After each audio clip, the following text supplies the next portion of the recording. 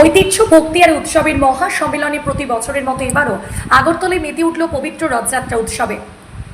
আগরতলার প্রধান আকর্ষণ জগন্নাথজিউ মন্দির এবং ইস্কন মন্দিরের সুসজ্জিত রথ দুটি যখন রাজপথে নামে তখন চারপাশ মুখরিত হয়ে ওঠে জয় জগন্নাথ ধ্বনিতে। কিন্তু এবারের রথযাত্রার এক অনন্য বৈশিষ্ট্য ছিল বড় রথের চাকার রাজকীয় গতির সমান্তরালে শহরের অলিগলিতে ছোট ছোট রথের চাকার অবিরাম ছুটে চলা, কচিকাচাদের হাতে রঙিন রথ আর পাড়ায় পাড়ায় গড়ে ওঠা উৎসবের আবহ এবারের রথযাত্রাকে এক অন্য মাত্রায় নিয়ে গেছে।